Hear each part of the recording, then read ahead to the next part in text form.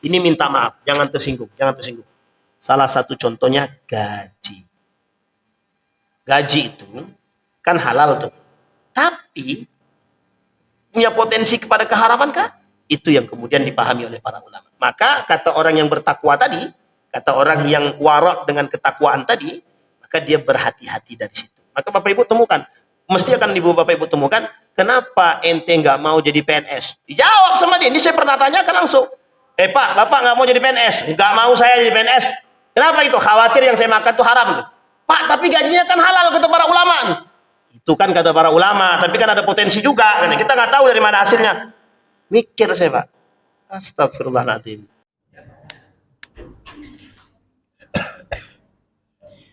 A'udzu billahi minasyaitonir rajim. Bismillahirrahmanirrahim.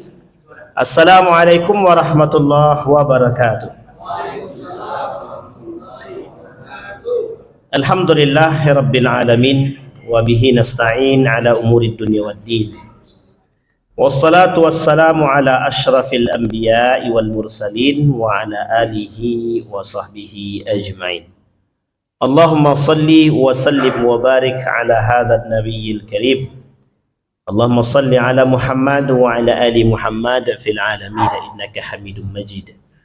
Ya ayuhan nasu taqu rabbakumul ladzi khalaqakum min nafsin wahidah wa khalaqa minha zawjaha wa batha minhuma rijalan katsiran wa nisaa'a wattaqullaha alladzi tasaaluna bihi wal arham innallaha kana 'alaikum raqiba.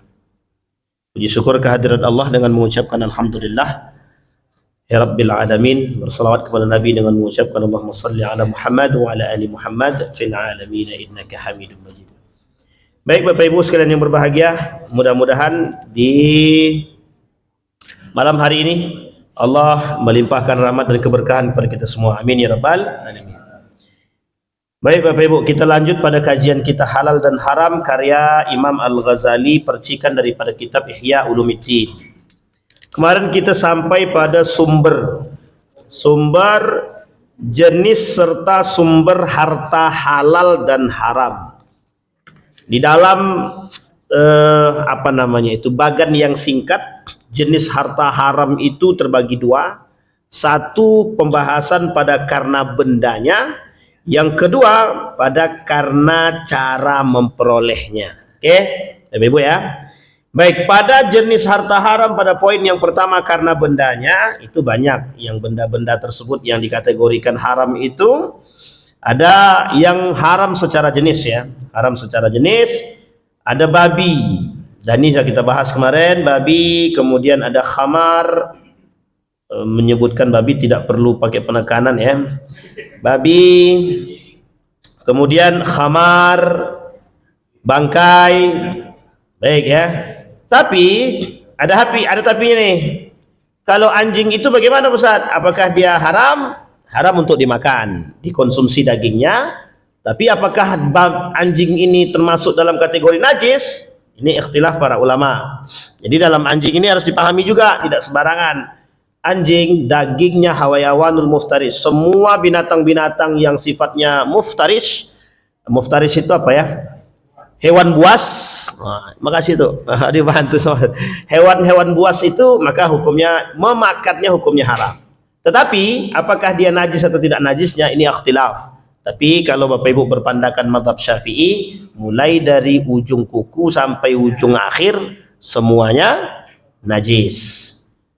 Makanya kalau dia sentuh disamak dia. 6 kali dengan dengan air, 1 kali dengan pasir ataupun tanah ataupun sabun namanya. Kalau diistilahkan modern sabun dan lain sebagainya. Dan ini ikhtilaf. Baik, khamar. Khamar ini banyak contoh yang tadi yang sudah pernah kita bahas juga, narkoba, ganja dan lain sebagainya. Dan khamar itu dia ini sama dengan istilah bunga bank. Bunga bank ada istilah riba. Riba kan haram. Riba haram. Kemudian bunga banknya bagaimana? Nah, ini istilah khamar juga disamakan begitu. Yang membuat khamar itu haram apa? Apa yang membuat khamar itu haram? Memabukkan. Apa yang membuat orang itu memabukkan? Alkoholnya.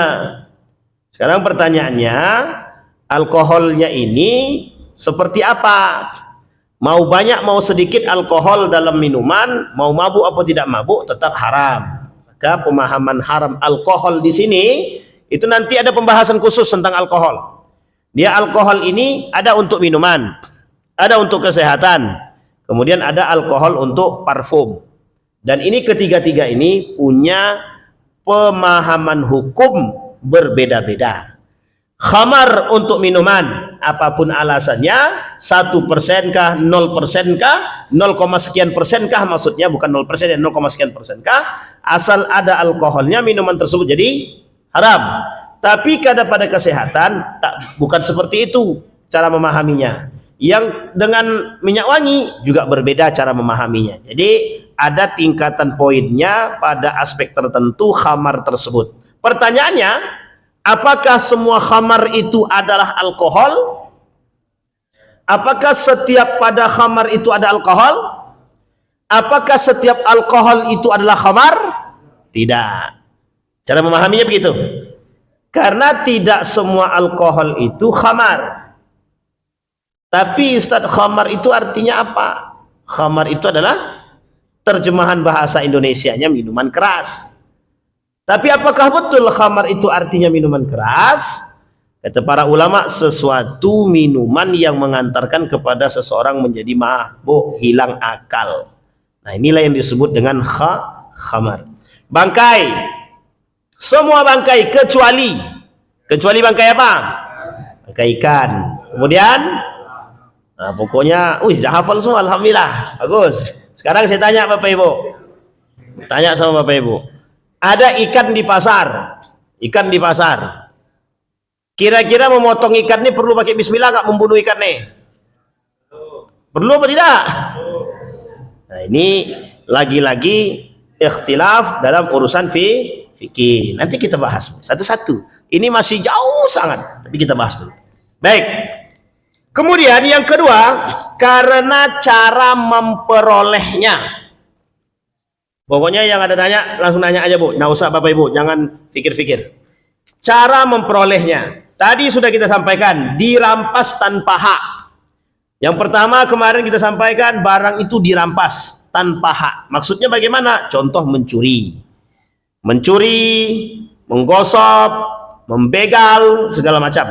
Karena itu kan bukan haknya dia yang diambil, tapi hak orang.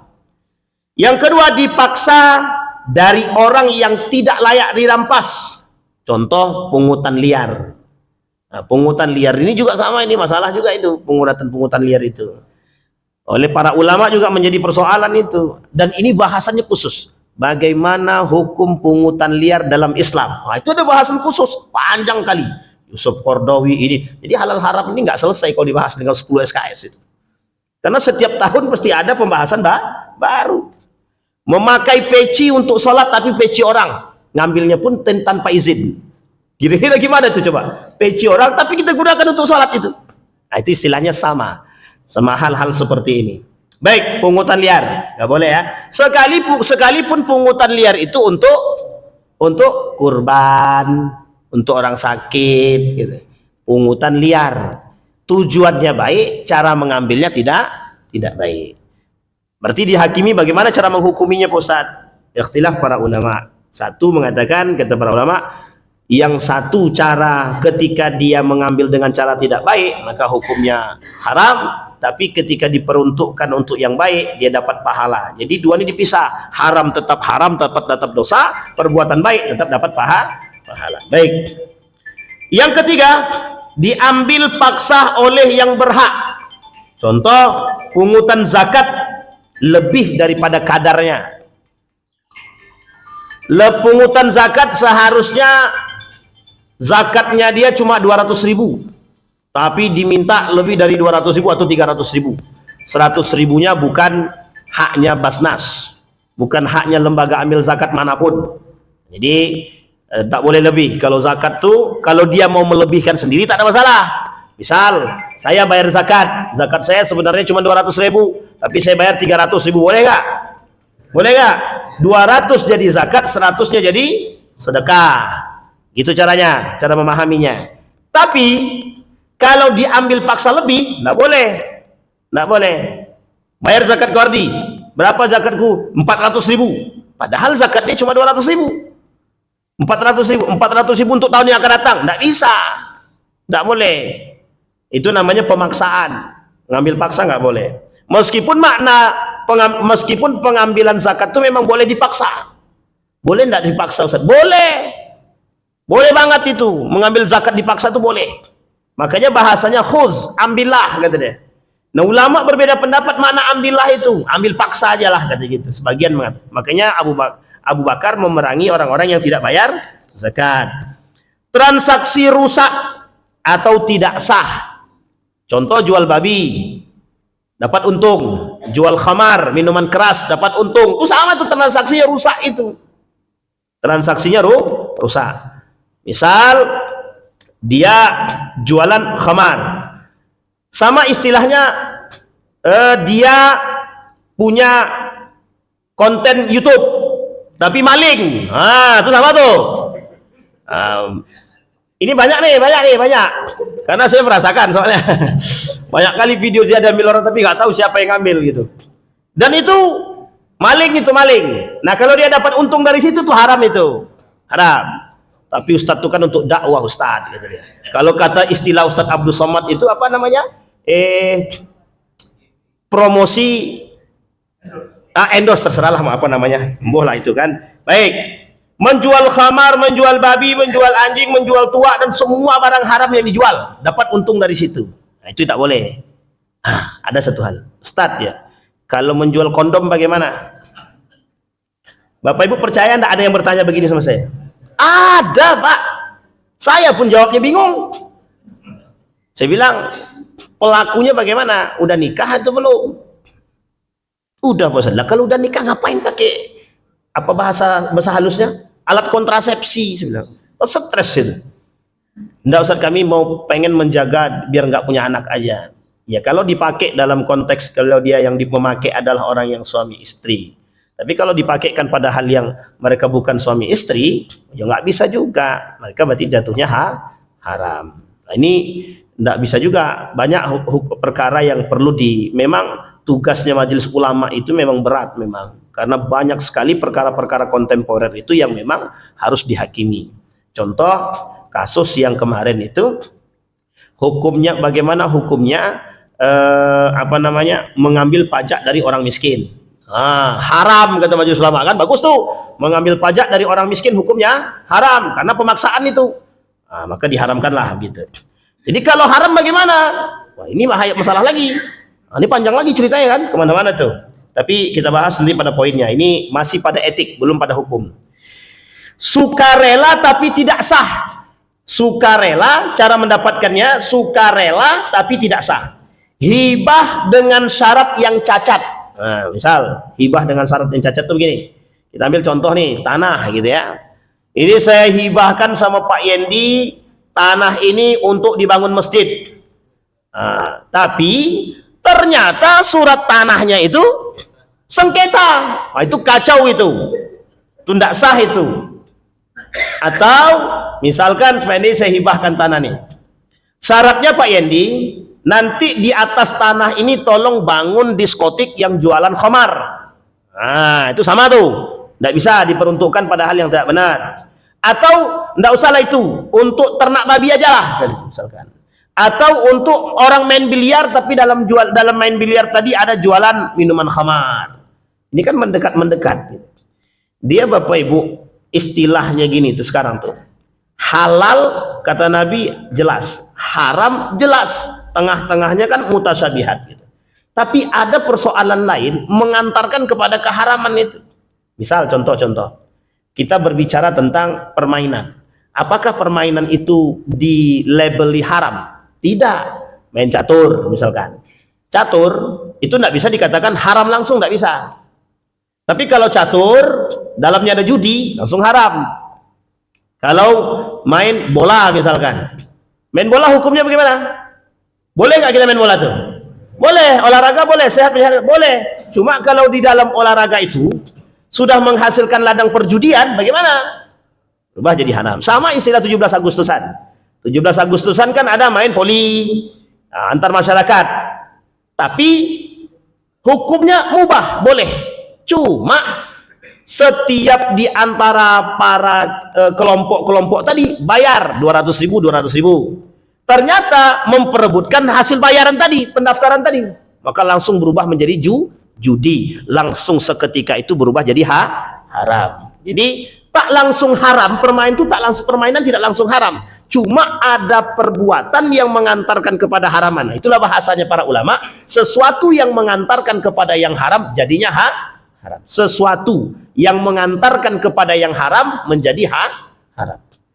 Bapak ibu memang, misal mohon maaf ya, bapak ibu punya toko, ibu sewakan, bapak ibu sewakan. Nah sewakan nih, ternyata disewakan kepada orang yang, mohon maaf, ada namanya pijit plus. Nggak usah, biasa aja bang. Astagfirullahaladzim. Pijit plus. Pijit plus itu kan nggak langsung haram nih. Yang punya menyewakan kepada orang lain. Kan duit yang dia dapat pada awalnya kan suci bersih. Hasil sewaan kan. Ternyata orang yang menyewa ini dia buka pijit plus. Paham sampai sini? Baik. Pijit plus. Kalau laki-laki dengan laki-laki, ya tidak ada masalah. Perempuan dengan perempuan, tidak ada masalah.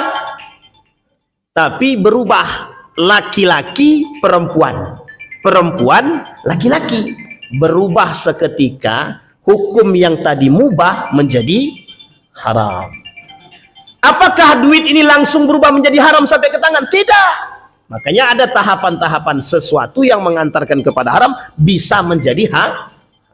Atau kita menyediakan tempat yang tadinya tempat hukumnya tidak haram berubah jadi haram. Contoh, ada namanya air dalam bak mandi. Hukum asal airnya apa? Suci kan, bersih kan? Baik, dalam bak, kalau bak kecil berarti kan tidak bisa mensucikan, tidak bisa pakai wudhu karena harus 2 kula atau air mengalir. Tapi suci, boleh diminum, boleh dibuat mandi, boleh mencuci, kan begitu.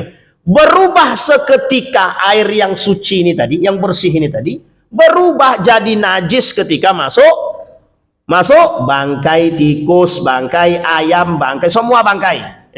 Bangkai tikus, bangkai cicak, berubah warna, berubah bau. Kata Syafi'i, sekalipun tidak berubah baunya, sekalipun tidak berubah warnanya, sekalipun tidak berubah rasanya, kalau tak sampai dua kula, kata Imam Syafi'i, kata mazhab Syafi'i, tetap dia najis. Seketika yang suci berubah menjadi najis. Sampai di sini bisa dipahami Bapak Ibu? Nah, ini masih dalam tataran etik, belum sampai ke hukum.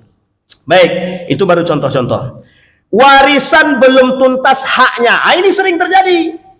Warisan yang belum tuntas haknya, harta yang diperoleh tanpa usaha yang kemarin kita sampaikan warisan. Apa contohnya?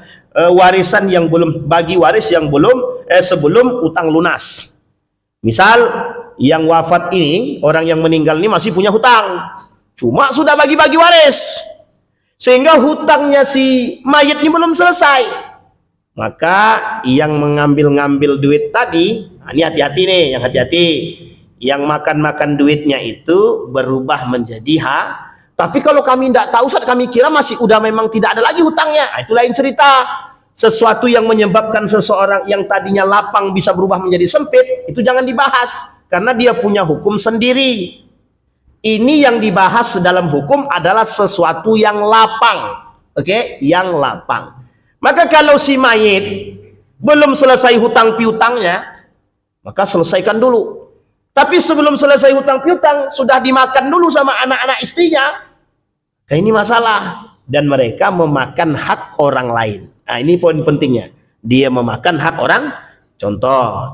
Bapak Ibu punya hutang. Tapi ini jangan sakit hati ya. Bapak Ibu punya hutang sama orang lain. Punya duit. Apa hukum membayar hutang? Kalau sudah punya duit wajib. Tapi Bapak Ibu tak mau bayar. Bapak Ibu justru pakai duit tadi untuk beli makanan. Di sini masalahnya, Pak.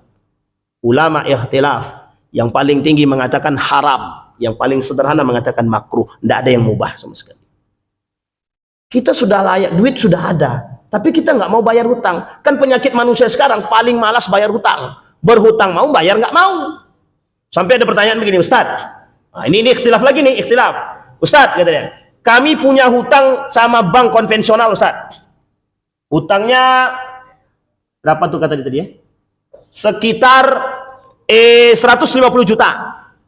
Bunganya 50 juta kata dia. Berarti semuanya berapa tuh? 200. Kami sudah bayar, Ustaz. Sudah kami bayar. Tapi yang kami bayar baru pokoknya. Yang hutang 50 juta kami nggak mau bayar, Ustaz. Ikhtilaf. Kata teman-teman yang bermazhabkan Imam Ahmad ibn Hanbal atau Hambali, karena ada dalilnya. Urusan riba, bunga, nggak usah dibayar. Yang penting pokoknya selesai. Tapi dalam pandangan mazhab Syafi'i atau sebagian ulama yang lain, nggak bisa begitu. Yang namanya hutang tetap hutang. Sehingga ini ikhtilaf. Ikhtilaf, ya tergantung pegangan masing-masing. Kalau ada orang yang ambil tengah-tengah, karena kami pengen selamat, Ustadz, nggak mau ini, kami berhutangnya 200 juta, karena 50 jutanya adalah bunga, tapi karena kami memang pengen cari selamat, kami nggak mau bayar yang 50 jutanya, cukup 150 doang. Itu namanya cari aman, cari untung. Jadi yang kayak gini nggak bisa, Bapak Ibu. Ini etika dan hukum sejalan waktu itu. Artinya, kalau dalam pandangan sebagian para ulama, yang punya hutang berapapun hutangnya, lunaskan hutangnya. Termasuk pendapat yang tadi saya katakan, kalau dia punya hutang 100 juta, 150 juta, bunganya 50 juta, berarti genapnya 200 juta, maka dia harus membayar 200 juta. Tapi dalam mazhab Imam Ahmad bin Hanbal mengatakan, dia cukup membayar 150 juta, yang 50 juta yang nggak usah. Tapi ingat, dalam akad pertamanya seperti apa? Ini poin penting, Pak. Apakah bisa akad perjanjian itu dibatalkan seketika? Dalam poin tertentu. Sekalipun dalam aspek ini itu ada unsur keharaman dalam unsur ribawi. Oleh sebagian ulama, etiknya bermasalah, adabnya bermasalah, etikanya bermasalah karena membatalkan kontrak seketika. Nah, ini poin penting, Pak. Poin masalahnya di sini. Meskipun sebagian ulama juga membolehkan. Baik.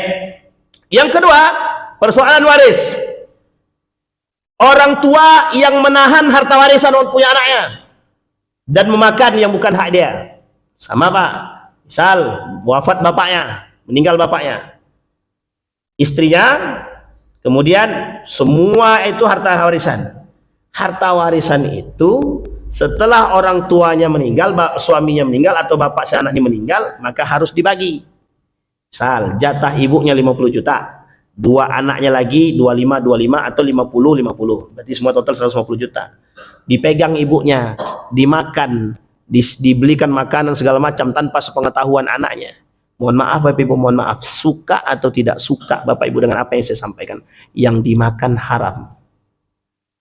Bisa dipahami ya Bapak Ibu ya. Hak orang sekali, nih, ini hukum khusus. Orang tua nggak boleh ngambil duit anak yang dikasih orang lain untuk anaknya. Saya kasih Bang Ardi, saya kasih uang 200.000 untuk anak Bang Ardi. Ingat ya, untuk anaknya. Bolehkah bapaknya memakai duit ini? Nggak boleh, itu urusan anaknya.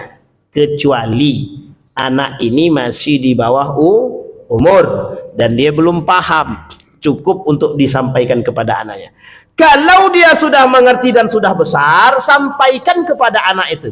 Nah, ini duit tadi dikasih orang untuk anak, Bapak pakai ya. Ya Pak, silahkan. Nah, itu baru boleh. Sama istilah duit anak yatim. Sekalipun anak yatim itu hidup bersama kita dan Bapak Ibu pakai duitnya tanpa sepengetahuan anaknya, kita sudah nyolong. Makanya istilahnya berat, Pak. Sesuatu yang sederhana begini sering terjadi. Kita perlu berhati-hati dengan satu hal yang sifatnya sepele. Saya pernah kaji, Pak. Apa hukum memakan uang pemberian orang lain untuk anaknya? Kita lihat kajian itu, Pak. Kita cari dalam beberapa kitab itu. Ternyata gak boleh. Sebelumnya pakai-pakai aja. Ternyata gak boleh. Apa kata mazhab Syafi'i? Paling kontan tuh mazhab Syafi'i itu haram gitu deh. Wah, parah gak tuh? Duit anak kita sendiri kandung, anak kita kandung, cuma memang akadnya untuk anak, bukan untuk kita. Sampai di sini paham ya Bapak Ibu ya? Nih, sama istilah harta warisan juga tadi. Harta warisan tadi juga nggak boleh Pak, Bapak Ibu ya, kita pakai sebelum harta itu dibagi-bagi. Bagi-bagi dulu, atau kalau mau pakai sebenarnya pun itu juga termasuk kurang lazim, tapi masih sebagian ulama masih membolehkan dalam arti istilahnya minta izin. Misal ada kebutuhan, duit warisan tadi belum dibagi, harta warisan ini belum dibagi, tapi ada kebutuhan, sampaikan kepada anak-anak, nak maaf duitnya kami pakai ya, ibu pakai sementara, nanti ibu ganti. Boleh, tak ada masalah, yang penting kata anak-anaknya oke. Kenapa demikian Bapak Ibu? Mohon maaf, perselisihan itu, duit ini bisa menimbulkan perselisihan kontan, bisa membuat orang berkelahi, baik anak, baik saudara. Sampai hari ini banyak kasus yang tidak tegur sapa antara anak dengan ibu, adik beradik kandung, tak ada yang mau tegur sapa. Ternyata kasusnya cuma masalah warisan. Jadi masalah warisan ini sensitif banget, hati-hati betul. Baik, itu cara memperoleh, bagi warisan sebelum utang lunas untuk orang tua. Nah sekarang Bapak Ibu sekalian yang berbahagia, kata Imam Al-Ghazali ada tingkatan atau level dalam urusan warok. Nah, jadi orang yang memperhatikan urusan syubhat dan yang haram, maka masuk dalam kategori kata para ulama warok. Nah warok ini ada tingkatannya. Warok itu apa Pak Ustadz? Menjaga diri dari perbuatan syubhat dan haram. Jadi orang yang menjaga diri dia dari perbuatan, dari makanan, dari cara mendapatkan yang haram dan syubhat, maka masuk kategori warok namanya. Jangankan yang haram, jangankan yang haram Ustadz, jangankan yang haram, yang syubhat aja kami jaga. Berarti dia warok dia nggak pengen makan yang haram, dia nggak pengen makan yang syubhat, dia nggak pengen. Dan ini bagus Bapak Ibu, bagus sekali, baik sekali. Nah tingkatannya ada. Baik, kata Imam Al-Ghazali ada beberapa tingkatan. Yang pertama, waroknya orang adil. Apa waroknya orang adil ini? Menghindari sesuatu yang menyebabkan seseorang menyandang predikat fasik. Status adil, kredibilitasnya gugur. Berganti status menjadi ahlul maksiat dan berpeluang masuk neraka. Sesuatu itu adalah barang-barang yang dihukumi haram oleh fatwa ahli fikih. Jadi misal kata para ulama, tuak itu haram. Karena kan tak disebutkan dalam hadis Nabi tuak itu haram. Tak ada. Tuak itu kiasan saja kepada yang memabukkan. Orang minum tuak, kemudian goyang-goyang otaknya, nggak ada fatwa narkoba, nggak ada. Maaf, hadis tentang narkoba nggak ada. Apalagi tentang ganja tuh nggak ada. Cuma dia baik goyang-goyang, memabukkan, hilang akal, segala macam dikiaskan ke situ. Bisa dipahami ya? Nah kita patuh tuh pada hal-hal tersebut. Nah kalau kita patuh, maka kita termasuk waraknya orang adil. Kita ini orang-orang yang menjaga dari sesuatu yang zahir sifatnya, yang difatwakan. Contoh, kata para ulama, suap haram. Kita jaga diri daripada suap. Kita jaga diri daripada daging babi. Kita jaga diri daripada narkoba, ganja, dan rokok itu apa dalam rokok itu? Nikotin, dan lain sebagainya. Itu kita masih dalam tataran orang-orang yang warak, yang adil. Waraknya orang adil, tingkatan yang paling rendah. Tapi tetap warak ini, tetap warak karena menjaga diri. Dan ini belum masuk dalam kategori menjaga syubhat, baru yang haram. Karena yang haram itu kan zahir, artinya sesuatu yang haram yang zahir, yang nampak. Seperti daging babi dan lain sebagainya karena keharaman zatnya. Baik, dan banyak hal dalam fatwa-fatwa fikih yang mengharamkan. Contoh yang lain, daging buaya haram, dimakan haram. Daging bukan kelinci, kuda. Ada sate kuda kan? Siapa yang sudah pernah makan sate kuda Bapak Ibu? Tidak pernah belum? Nah, kalau belum cobalah. Nah, tapi jangan coba-coba dulu, lihat dulu status hukumnya halal atau haram. Nah, kan gitu. Nah, ini kuda tidak masuk hayawanul muftaris, tidak masuk dia. Jadi kata para ulama dalam fatwa itu boleh makan sate kuda karena tidak ada istilah hayawanul muftarish pada kuda, maka boleh. Tapi pada singa bagaimana? Pada singa, harimau bagaimana? Serigala bagaimana? Itu udah jelas, itu tak perlu dibahas lagi, itu hukumnya haram karena dia hayawanul muftarish. Adakah dalil keharaman anjing? Ada nggak dalil keharaman anjing? Nggak ada. Haram makannya ya, nggak ada. Bapak Ibu kalau buka hadis Nabi tentang anjing, rata-rata isinya berbicara tentang najis air liur dan kemudian tentang haram masuk rumah kalau ada anjingnya. Malaikat tidak mau masuk rumah kalau di rumah itu masih ada anjingnya gitu. Tapi tidak ada disebutkan seperti khinzir, babi langsung, tidak ada. Dalam Al-Quran pun tidak ada. Dalam Al-Quran justru, di dalam Al-Quran persoalan anjing itu ada beberapa ayat, kita ambil klarifikasi, kita klasifikasi menjadi 4 ayat. 4 ayat itu berbicara tentang duanya kehebatan anjing. Yang satu di antara 3, di antara 4 ini itu hanya berbicara intal hasu intatruk yalhas wa intu yalhas wa intatruk yalhas. Anjing itu menjulurkan lidah, dikasih dia tetap julur lidah, tak dikasih pun juga akan menjulurkan lidah. Ini karakter. Itu anjing. Tapi dikiaskanlah anjing ini kepada hayawanul muftarish. Maka hayawanul muftarish, hewan buas tadi, maka berubahlah ketika itu status anjing ini untuk dagingnya. Untuk dagingnya. Jadi haram. Kalau babi, mulai dari ujung sampai akhir semua haram. Mau haram, mau najis, semua masuk. Jadi Nabi itulah binatang yang lengkap dengan keharaman dan kenajisannya, mulai dari ujung kuku sampai akhir, kata mazhab Syafi'i. Habis. Tak ada yang bisa dimanfaatkan dari babi itu, tak ada. Makanya jangan sampai makan. Tapi sate babi, orang yang pernah makan babi mesti jawabannya sama. Bagaimana rasanya? Enak Ustaz ini. Tak ada satupun yang mengatakan daging babi itu yang gak enak. Tak ada. Saya beberapa orang saya temukan, mohon maaf termasuk mahasiswa saya sendiri, itu mahasiswa saya non Islam, jangan dibayang-bayang, nggak usah. Apa kata dia? Enak nggak? Saya tanya, enak nggak daging babi itu? Dijawab ya Pak, enak lah Pak, kata dia. Mau kita makan bertambah itu, kata. Itu bayang, astagfirullah. Jangan dibayang-bayang. Baik, waraknya tadi orang adil yang pertama. Yang kedua, waraknya orang saleh.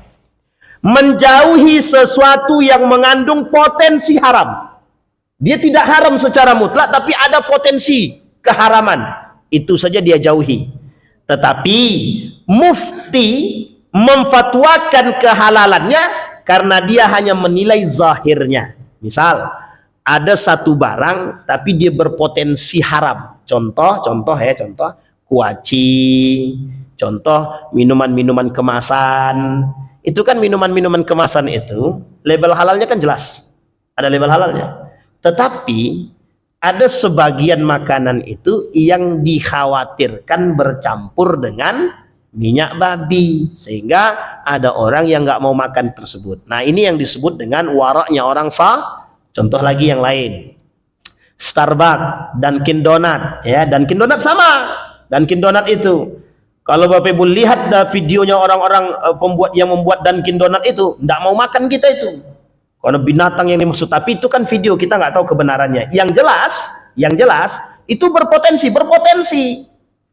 Contoh, Bapak Ibu, ada orang yang nggak mau makan ikan berdarah, kan ada juga tuh. Nah, ibu-ibu pergi ke pasar beli ikan, tapi kan kita nggak tahu itu udah di bismillahin atau belum, udah memotong ikannya udah bismillah atau belum, memotong ayamnya udah bismillah atau belum, kita kan nggak tahu. Jadi ada orang yang khawatir seperti ini, saya nggak mau makan Ustaz, karena tadi waktu saya beli, saya nggak tahu apakah orang ini bismillah atau belum. Ini kan memang repot ini, kayak gini nih. Lama-lama nggak makan dia ini. Tapi repot. Cuma orang seperti ini mesti dia berpikir, karena dia nggak mau memasukkan sesuatu yang haram dalam perut dia, maka dia disebut dengan kehati-hatian, penuh kehati-hatian. Nah, orang yang penuh kehati-hatian seperti ini, maka disebutlah waraknya orang soleh, kata Imam Al-Ghazali. Nah, jadi mudah-mudahan kita termasuk dalam golongan-golongan itu, dan mungkin bisa jadi lebih tinggi tingkatannya. Orang soleh. Baik. Kemudian selanjutnya yang ketiga, waraknya orang bertakwa. Menghindari sesuatu yang dihalalkan oleh mufti dan kehalalannya jelas, tanpa syubhat. Tapi barang halal itu dikhawatirkan mengantarkan pelaku kepada yang haram. Inilah yang disebut dengan tarku ma la ba'sa bihi, meninggalkan sesuatu yang dibenarkan boleh, tetapi ada tetapi dia khawatir menghantarkan kepada yang haram. Apa contohnya ini? Kita ambil contoh misalkan nira. Tahu Bapak Ibu nira? Nira itu halal apa haram? Halal. Cuma potensi dia untuk mencapai tingkat yang diharamkan itu ada. Maka nggak mau orang minum, nggak mau dia minum. Yang menjaga diri seperti ini, itu bagus, tingkatannya bertakwa.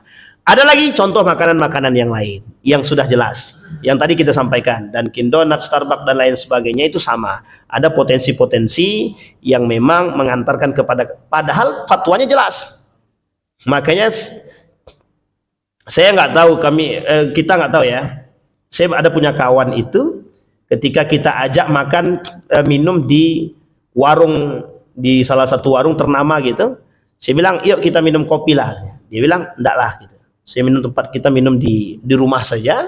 Dia lebih condong mengajak minum, dia buat teh sendiri, ya kan? Dia apa sendiri, diambil sendiri, dia buat sendiri. Saya tanya, ngapain seperti itu ente? Khawatir Wan, nanti kita nggak tahu apakah yang kita minum itu gulanya dari mana ini. Mak, dalam hati saya kalau kayak gini kita memang nggak bisa makan di luar ini. Akhirnya ya memang, tapi beliau punya kekhawatiran itu. Gitu. Artinya itu kembali kepada perorangan. Nah, orang yang menjaga diri dalam keberhatian seperti itu penting, Pak, penting sangat. Baik. La yablughul 'abdu darajatal muttaqina hatta yada' ma la ba'sa bihi makhafatan ma bihi ba'sun. Nah, ini poin penting kata Rasulullah. Dalam hadisnya kata Nabi, seseorang hamba tidak akan mencapai derajat orang-orang bertakwa sampai dia meninggalkan sesuatu yang tidak bermasalah, karena mereka khawatir akan terkena sesuatu yang bermasalah. Ini minta maaf, jangan tersinggung, jangan tersinggung. Salah satu contohnya gaji.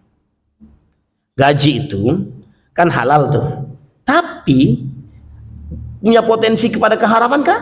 Itu yang kemudian dipahami oleh para ulama. Maka kata orang yang bertakwa tadi, kata orang yang warak dengan ketakwaan tadi, maka dia berhati-hati dari situ. Maka Bapak Ibu temukan, mesti akan Bapak Ibu temukan, kenapa ente nggak mau jadi PNS? Dijawab sama dia. Ini saya pernah tanyakan langsung. Pak, Bapak nggak mau jadi PNS? Nggak mau saya jadi PNS. Kenapa itu? Khawatir yang saya makan itu haram. Pak, tapi gajinya kan halal kata para ulama. Itu kan kata para ulama, tapi kan ada potensi juga. Kita nggak tahu dari mana hasilnya. Mikir saya, Pak. Astagfirullahaladzim. Nah kalau begini, Bapak Ibu kerja sama orang, misalkan kayak ada toko Cina misalkan, ada tokonya Cina. Nah, toko Cina itu kan kita nggak tahu yang dijual. Kalau yang dijualnya barang kelontong, cuma kemudian barang-barang yang dijual itu adalah barang-barang yang contoh sapu segala macam, itu barang apa namanya itu? Sapu itu. Barang pecah belah lah ya, barang pecah belah, sapu segala macam. Nah, kita kerja sama dia tuh, kan digaji. Orang yang sampai pada predikat tersebut, dia nggak mau. Nggak mau. Saya pernah temukan orang, Pak. Ada warung, memang warungnya Cina, tapi Cinanya Muslim. Saya tanya, yuk kita makan situ. Enggak, kata dia. Penjualnya orang Cina, Muslim coy, dia bilang gitu. Muslim, saya bilang. Jawabnya gini, kan kita nggak tahu keislamannya bagaimana gitu. Astagfirullahaladzim, saya bilang, wah kalau kayak gini memang susah nih makan nih. Udah kita makan di warung sate aja. Nggak mau juga dia.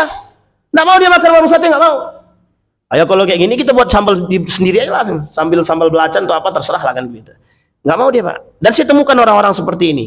Memang sulit kita untuk berbaur dengan mereka. Jadi yang dia mau minuman, makanan-makanan yang jelas dan pokoknya yang sangat-sangat baik lah gitu menurut mereka. Ada orang yang nggak mau makan daging ayam, daging ikan, nggak mau dia. Nggak mau. Saya bilang apa yang ada dalam pembahasan mereka gitu. Kata mereka yang berdarah-berdarah itu tidak baik dan sebagian ada yang mengharamkan gitu. Oh gitu. Jadi kita nggak boleh makan apalagi, ini contoh lagi. Ayam broiler, ayam suntik. Itu ikhtilaf para ulama itu ayam suntik. Sekarang saya tanya Bapak Ibu, di mana ayam yang tidak disuntik? Cari di muka bumi ini yang tidak disuntik. Ada, tapi ayam kampung. Ayam kampung tuh hanya sebagian kecil tempat kan yang ada jualan. Kalau sempat warung-warung makan kayak, mohon maaf ya, kayak warung-warung apa namanya nih? Apalah nama itu ya? Geprek Mamun misalkan. Sempat geprek Mamun pakainya ayam kampung, itu saya yakin tuh harganya langsung naik tuh, melonjak tuh 2 kali lipat. Kan begitu. Karena apa ya, pembahasan mereka nggak mau makan begitu karena darah, apalagi ayam itu disuntik itu kan berpotensi. Sebenarnya halalnya jelas, Pak. Cuma ketika disuntik itu kata dia, nah, kita nggak tahu alat suntiknya itu barang yang disuntikkan itu apa. Dan mohon maaf Bapak Ibu, jangan, ini bukan mengada-ngada. Ayam broiler yang disuntik itu ikhtilaf para ulama tentang ayam itu tersebut. Karena banyak yang berpendapat, ada juga yang berpendapat bahwa hukum ayam itu haram. Ada, karena disuntik itu tadi.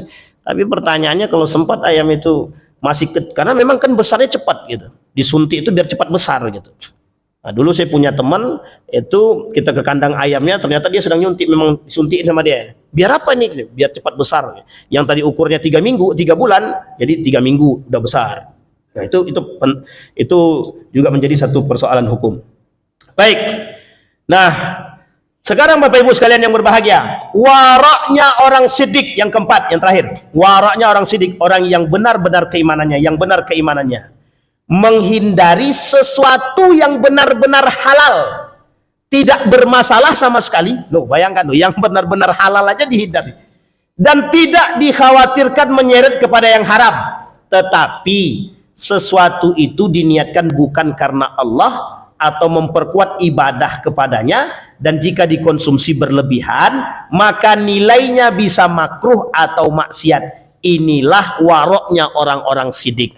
Yang kayak gini nih, jangankan subhat ya kan, jangankan haram, yang halal aja dia hindarin. Tapi kata dia, sesuatu yang bukan diniatkan karena Allah. Contoh, makan nasi, dia takut makan ini nanti terlalu banyak, ternyata dia makan bukan untuk Allah. Ini memang rempong juga kalau hidupnya begini. Kalau kita kan, apalagi kalau dalam kondisi lapar, bismillahirrahmanirrahim, langsung masuk itu. Cuma kata kita lupa tuh, sedang makan tuh ingat Allah apa tidak, kan begitu. Tapi kata orang-orang yang siddiq ini, orang-orang yang waraknya ini, Imam Al-Ghazali mengatakan, kata Imam Al-Ghazali, orang yang tingkatan seperti ini, yang tertinggi ini, itu orang-orang yang betul-betul menjaga keimanannya. Dan itu mesti langka kalau sekarang. Apalagi sekarang itu langkanya bukan main itu. Langka sangat mencari orang yang terakhir ini. Yang paling sering kita temukan orang-orang yang mohon maaf, yaitu tadi, pada poin yang pertama, adil tadi, itu mudah kita temukan. Saat ini masih mudah kita temukan. Dan nanti di akhir zaman, orang yang adil ini sangat susah kita temukan. Kenapa? Karena isi di muka bumi ini cuma 2, syubhat dan haram. Nah, itu yang kita khawatirkan. Baik Bapak Ibu, bisa dipahami Bapak Ibu ya. Ini masih pada persoalan orang-orang yang level wara. Nah, baik. Pada waraknya orang adil, tadi sudah kita sampaikan, itu hanya pada aspek mutlaknya keharaman yang ditinggalkan. Yang tadi kita sampaikan bahwa orang-orang yang pada waraknya adil tadi cuma pada zahir mutlak daripada keharaman sesuatu, itu yang dia tinggalkan, seperti babi, anjing, segala macam lah. Itu dia tinggalkan secara zahir. Minuman khamar dia nggak mau pakai, berarti kita masih adil. Nah, tingkatan kita ini itu dikembalikan kepada kita sendiri, kemampuan seseorang. Mohon maaf Bapak Ibu, karena hidup kita sekarang ini di bumi ini, kita dalam kondisi yang betul-betul memang bercampur antara yang subhat dan antara yang halal, antara yang subhat dan yang halal, antara yang haram dengan yang halal. Kita ambil contoh. Ini saya ambil kaidah Bapak Ibu. Ini kaidah. Mengapa gaji PNS itu dihalalkan oleh Majelis Ulama Indonesia? Pernah ditanya Majelis Ulama itu, apa hukumnya gaji kami yang bercampur dengan pajak? Itu oleh Majelis Ulama dihalalkan. Tahu Bapak Ibu alasan Majelis Ulama menghalalkan? Ada pada poin yang keempat, yang terakhir. Apa kata Majelis Ulama Indonesia? Dalam kaidah itu kata para ulama, memberikan kemudahan dan memberikan keringanan, sekalipun bercampur dengan yang haram. Karena kadar keharamannya tidak diketahui, kadar syubhatnya tidak diketahui. Apakah banyak yang halal atau yang haram atau yang syubhat? Sehingga pada potensi ini dikembalikan kepada memberikan keringanan dan kemudahan. Nah, poin ini Pak harus dipahami. Kenapa kok begitu? Kata para ulama, ini urusan muamalah. Karena hukum asalnya adalah mubah, boleh, Tapi ketika dia bercampur, seharusnya bisa haram. Kata para ulama, ditinjau pada aspek itu dia. Apa itu pada aspek kadar percampurannya? Karena kita nggak tahu. Di dalam konteks keharaman itu ada praduga. Ingat ya, praduga. Nah, praduga inilah yang menjadi persoalan. Kalau dikembalikan dalam urusan transaksi muamalah, praduga itu harus dihilangkan, dikembalikan kepada yang halal. Misal, saya duga ini ada yang haram. Ada yang haram, tapi kan tidak seutuhnya haram. Maka praduga menuju kepada keharaman itu dibuang. Kata para ulama, dikembalikan kepada praduga yang halal. Bisa dipahami Bapak Ibu? Bisa dipahami ya? Ini kembali kepada praduga. Maka kata para ulama, dikembalikan kepada praduga yang halal. Dan ini sudah difatwakan oleh Majelis Ulama Indonesia. Karena banyak Pak, pertanyaan-pertanyaan halal haram ini banyak. Ini kalau kita merujuk. Kalau kita kembalikan kepada perorangan, misal per kelompok, kita kembalikan misalkan kepada kelompok misalkan mazhab Imam Ahmad bin Hambal. Oh, kalau kita bicara pada mazhab Imam Ahmad bin Hambal, sesuatu yang bercampur kepada yang halal dari yang haram ataupun yang syubhat berpotensi mengantarkan kepada yang haram. Ini masalah. Maka ada beberapa kelompok itu mereka mengharamkan yang bercampur dengan yang haram. Kemana hadisnya merujuk? Kepada yang tadi, membeli baju dengan 10 dinar, 1 dinarnya haram, maka yang lain berubah jadi haram. Itu kembali rujukan hadisnya. Tetapi kata para ulama, ada kaidah yang dikembalikan. Kaidah apa kaidahnya? Yang tadi. Nah, ini Bapak Ibu menjawab pertanyaan Bapak kita yang kemarin, bahwa mengatakan bagaimana dengan status hukum ini? Nah, ini sudah dijawab, Majelis Ulama sudah jawab sebenarnya. Para ulama sudah menjawab, termasuk Syekh Yusuf Al-Qardawi sendiri. Kata Yusuf Al-Qardawi, sesuatu yang bercampur dalam urusan gaji dan kita nggak tahu dari mana, maka dihukumkan boleh diterima, boleh diambil. Termasuk persoalan ini. Ada seorang ulama yang ditanya, ya Syekh, kami tahu si Fulan bin Fulan itu duitnya haram, tapi dia belanja di warung kami. Nah, ini potensi. Ketika dia belanja di tempat kami, bagaimana kami seharusnya menerima duit itu? Atau seperti apa? Kalau dikembalikan pada urusan hukum jual beli, transaksi jual beli, maka terputus. Arti terputus, yang penting transaksi jual beli sah, selesai. Masalah dia haram dapat duit atau tidak, itu tidak urusan. Karena mereka merujuk kepada pemahaman bahwa sifatnya duit itu tidak bisa, karena sifatnya bentuk dan barang tidak bisa disifatin. Tapi sebagian ulama tidak mengatakan demikian. Ada hadis yang lain. Sesuatu yang didapatkan dengan cara yang haram, maka bahwa haram. Sesuatu yang dihasilkan dari yang haram, maka dia akan mendapatkan yang haram. Kata para ulama, berarti kalaupun dia mendapatkan uang yang haram, tapi kemudian dia belikan ke warung orang, dan orang yang menerima tadi, hukumnya haram menerima tadi. Nah, ini ikhtilaf para ulama. Nanti kita jelasin persoalan ikhtilafnya di mana. Dan ini Bapak Ibu, kalau kita pakai model yang kedua, saya yakin-yakinnya banyak yang tak mau transaksi itu. Kan Pak Yendi nggak mungkin nanya, Ridwan, kau beli ayamku, duitnya dari mana? Hasil nyolong, stres orang Pak. Tapi kalau dia tahu bagaimana? Yang dipersoalkan oleh para ulama, kalau dia tahu. Tapi kalau dia nggak tahu, jangan tanya. Maka cari amannya bagaimana? Ya setiap orang yang beli nggak usah tanya. Tapi kalau ada orang penjualnya di samping prostitusi bagaimana? Ya pindah. Karena mesti kan, tapi kan kita nggak tahu Ustaz, apakah duit itu murni dari duit prostitusi atau bukan. Misal bisa jadi duit tersebut diberi dikasih orang. Kalau duit itu dalam konsep transaksi hibah, selesai Pak. Tapi kalau dalam duit itu transaksi jual beli tubuh, selesai haramnya Pak, jelas. Contoh misalkan, nauzubillah ya, si A dan si B. Si A ini jelas dia transaksi jualan badan, dipakai kasih, paham ya? Dipakai kasih. Kira-kira haram nggak duitnya tuh? Haram. Baik ya, haram ya, disifati haram. Tapi sekarang duitnya saya kasih, nih untuk kamu. Tapi kemudian baru dia berhubungan dan tidak ada transaksi jual beli di sini. Mohon maaf, tidak ada transaksi prostitusi di sini. Ini dipisah. Ini dalam konteks, mohon maaf ya Bapak Ibu ya, dalam persoalan hukum begini ini itu dibahas. Jadi nggak bisa tiba-tiba haram, halal, nggak bisa.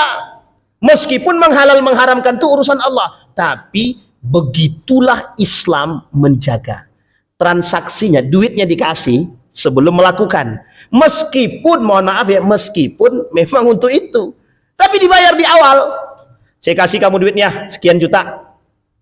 Tapi si fulan yang memakai ini nggak tanya, lo harga berapa, nggak tanya. Tapi dia kasih aja nih untuk kamu. Maka duit ini setelah itu dia berhubungan badan, dia prostitusi, duit ini ke sebagian ulama bilang ini jatuhnya tidak haram. Kenapa tidak haram? Diberikan sebelum transaksi. Paham maksudnya? Meskipun, tapi kan tidak ada akad transaksi di situ. Kalau tidak ada akad transaksi, kata para ulama yang paling ekstrim mengatakan ini tidak ada masalah, itu duitnya halal, mau dia beli makan atau apa tidak ada masalah. Cuma kalau duitnya, mohon maaf, dia transaksi kemudian memang ada modelnya begitu, dikasih duit haram katanya. Nah, sampai sini paham ya Bapak Ibu ya? Begitulah cara para ulama melihat sesuatu. Tapi kan kita dah paham Pak, sesuatu kalau sudah masuknya kemana, tempatnya apa, kan kita tampak tempat kita masuknya begitu.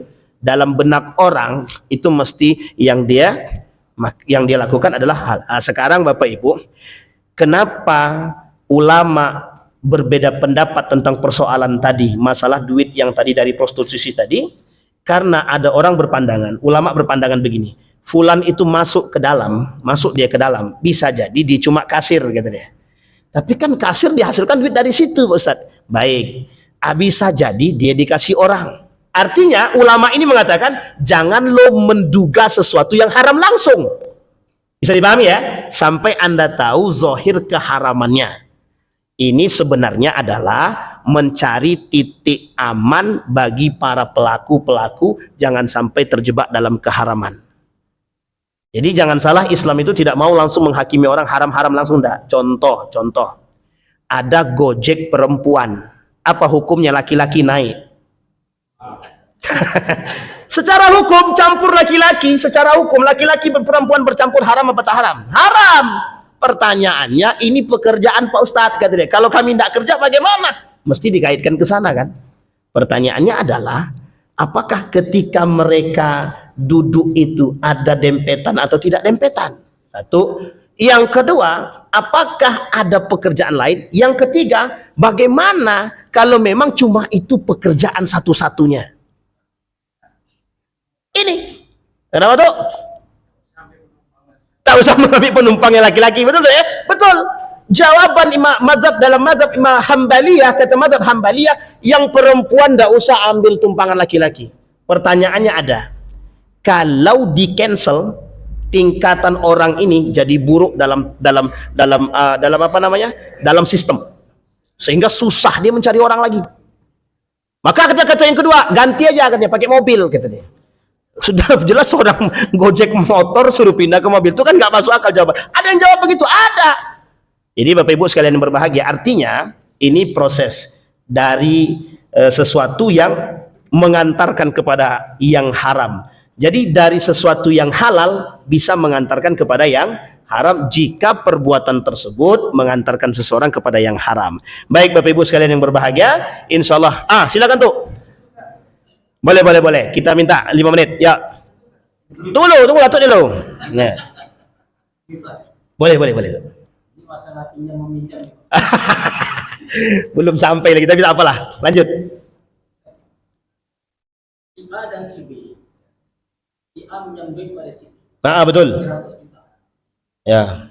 Tapi kejadiannya itu tahun 2000 Ustaz. 2000. Tahun 2000. Baik. Baru dibayar tahun 2000. Tahun 2000 itu harga emas 200.000 1 gram. Baik. Kalau 2025 2,5 juta satu. benar.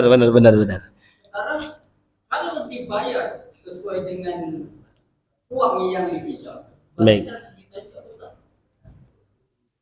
Nah, ini seperti apa nih? Baik. Pertanyaannya adalah dia pinjam uang apa pinjam emas? Pinjam uang. Berapapun yang dia pinjam, jangankan 5 tahun, 20 tahun pun jaraknya tetap balik yang sama. Sekalipun itu sudah tahun 2025. Kenapa demikian? Karena begini Bapak Ibu, tidak boleh ada tambahan dalam setiap transaksi pinjaman. Tidak boleh ada. Ini pinjaman ya, karena Bapak bertanya, Atuk bertanya pinjaman.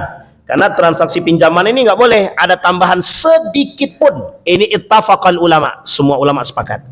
Sekarang kita lihat lagi perbedaannya pada emas, pinjam emas. Saya pinjam sama Bang Ardi emas 5 emas.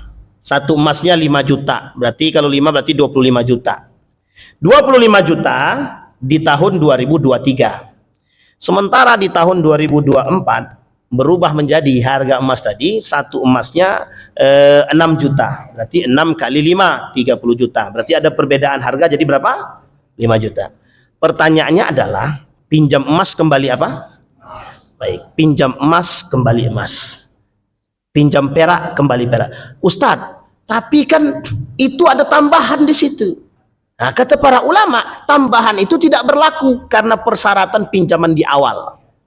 Jadi akad yang terpasang di awal itulah yang memberikan kesederhanaan. Sehingga kata mazhab Imam Hambali, orang yang mensyaratkan pinjaman maka dikategorikan riba. Makanya tidak boleh ada sedikit pun syarat. Sekalipun dia pinjam 5 tahun yang lalu, benar, tidak ada masalah. Mau 5 tahun, mau berapa tahun, kembalinya tetap yang sama. Tapi kan Ustadz, duit itu harusnya sudah bisa kami pakaikan. Ini persoalannya adalah di sini Anda meminjam, ada konsep yang disebut dengan ta'awun namanya. Tapi ini berbeda Ustadz, kami pinjamnya di perbankan bagaimana? Baik, ini perbankan ya. Kita perbankan lain hukum. Lain hukum. Dia ada meminjam untuk usaha, ada meminjam untuk bantuan. Dan ini poin penting. Makanya kenapa dalam istilah ulama Mesir, bunga bank itu tidak dikatakan haram? Karena ini kan transaksi gitu deh. Dia ngambil keuntungan. Tapi semua ulama semuka bumi ini selain daripada Mesir, mungkin sebagian kecil yang lain, itu yang namanya bunga bank haram. Bisa dipahami Bapak Ibu ya? Baik, ini persoalan riba nih tuh. Gitu. Jadi mau dia 5 tahun, mau berapa tahun, kembali tetap harus 100 juta pinjamannya. Cuma kita ambil poin akhirnya. Ya kalau dia mau ngembaliin lebih tanpa ada syarat di awal, ya silahkan, itu haknya dia. Boleh, kalau misalkan saya kasih, ini saya kembalikan 120 juta. Sebenarnya kalau kita pakai mazhab ekstrim lagi, enggak boleh, jangan terima. Tapi kata mazhab Imam Abu Hanifah, enggak apa-apa terima, orang cuma kasih hadiah kok yang 20 jutanya gitu. Tapi jangan disyaratin. Ya pandai-pandai sendiri mikirlah kan gitu. Atau kita kasih bahasa, berapa hutang saya Pak? Hutangmu 5 tahun yang lalu kan 100 juta. Ayo sekarang pandai-pandai mulah. Oh itu enggak bisa, itu tetap aja, itu ada kode namanya. Baik.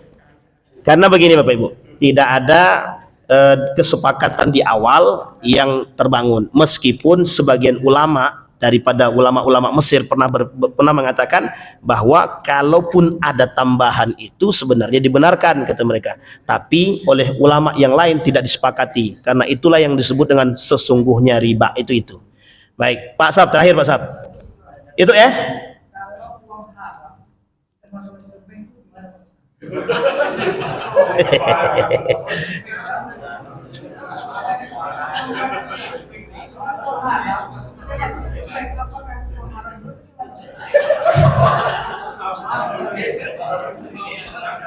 Baik. Apakah uang haram dimasukkan ke bank jadi haram? Itu ya. Baik. Istilahnya pencucian uang lah, terserah lah ya. Uang haram, Bapak Ibu, ini sebenarnya ada pembahasan di lain waktu, tapi kita singgung sedikit. Uang haram itu kalau dipakai untuk yang seperti keagamaan nggak boleh, kata Syafi'i nggak boleh. Tapi kalau cuma untuk ditabung dalam bank, ya nggak ada masalah, mau ditabung dimanapun silakan, mau bank konvensional, bank syariah, silahkan. Tapi uang yang diasalkan dari haram tidak boleh digunakan untuk sesuatu yang baik sifatnya keagamaan. Kalau mau, misalkan Bapak Ibu punya duit, mau si A si fulan korupsi, duitnya dimasukkan ke bank syariah, ini duit haram tapi dimasukkan ke bank syariah, apakah bisa merubah yang haram? Tidak bisa. Pertanyaannya adalah, ketika uang haram ini boleh digunakan untuk apa saja, boleh tidak uang haram ini diberikan untuk anak yatim? Boleh dikasih kepada anak yatim, tapi dengan catatan bukan dari Anda. Paham maksudnya Bapak Ibu? Bukan dari Anda. Buat 2 kali transaksi. Ini adalah bahasan terakhir daripada sekian para ulama yang kontemporer seperti Syukh Al-Qaradawi. Contoh, misal duit ini haram nih, duit ini haram. Saya kasih kepada Bang Ardi, ini duit. Ardi, duit ini diberikan kepada anak yatim. Berapa kali transaksi? 2 kali transaksi. Ketika duit haram ini saya kasih ke Bang Ardi, dia sudah berubah hukum. Sudah berada di tangan, bentuk hibah. Dari saya haram, sampai ke Bang Hardi, jadi hibah. Hibahnya itu hanya boleh digunakan kepada anak yatim atau yang sifatnya umum. Sebagian ulama bilang, tidak boleh untuk anak yatim, tidak boleh untuk masjid, tidak boleh untuk apapun, tidak boleh untuk Al-Quran. Boleh cuma fasilitas umum, toilet segala macam. Tapi sebagian ulama Syafi'i yang lain mengatakan boleh dengan catatan 2 kali transaksi. Itu sebenarnya kalau bahasa istilah hukum helah, mengelah-ngelah aja sebenarnya. Cuma untuk pribadi dan dari pribadi haram. Masalkan saya kasih ke anak yatim dari saya, padahal saya yang korupsi, haram, tidak boleh. Jadi Bapak Ibu ya, insya Allah kita bahas di pertemuan yang akan datang. Beberapa poin, masih banyak hukum-hukum terkait dengan kehalal haram ini. Insya Allah mudah-mudahan ada manfaat bagi kita semua. Fa'tabiru ya lil absar la'allakum tuflihun. Assalamualaikum warahmatullahi wabarakatuh.